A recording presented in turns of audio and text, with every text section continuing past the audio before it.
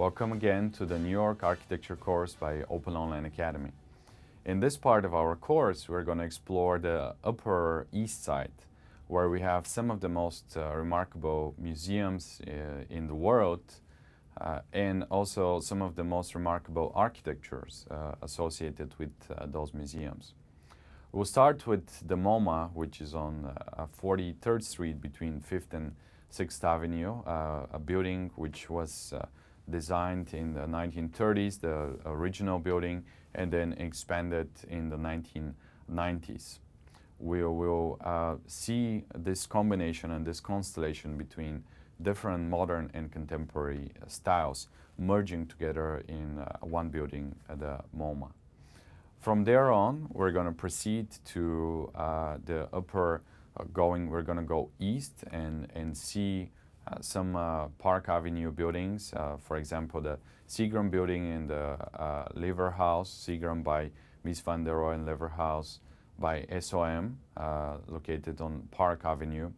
And from there, we're going to head north and see some of the museums, some of the most important museums that Manhattan has. First stop will be the Old Whitney Museum by Marcel Breuer from the 1960s, a remarkable building with kind of enclosed with very few openings and transparent ground floor, which is now being acquired and reopened by the Metropolitan Museum.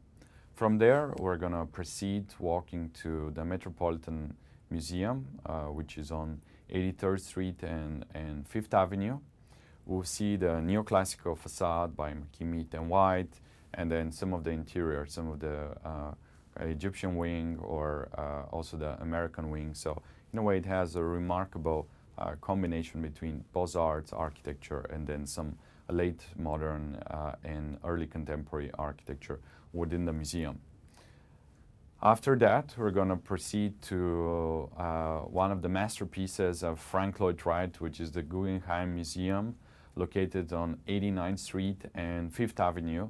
The last built project by Frank Lloyd Wright, who designed it and was present during the construction and the completion, but died right before the opening of the museum. So that's really a remarkable project, and I invite you to come join us in person and experience it. It's a building designed as a spiral. It's like probably one of the few spiraling museums in the world, with cantilevering interior spaces and balconies, really innovative, with light that's coming from the central core, like a central patio, which is basically in the middle of the spiral, with like a new extension where we have the permanent collection and then the temporary exhibits in the spiraling center space of the museum.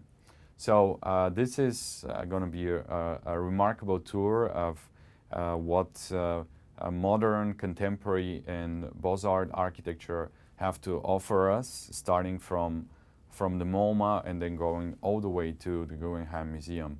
So there is a lot to see on this tour, both in terms of architecture and something about art, which we were able to see during our 4-hour visit. So I definitely encourage you to join us and to experience New York, its architecture, and its art in person with us.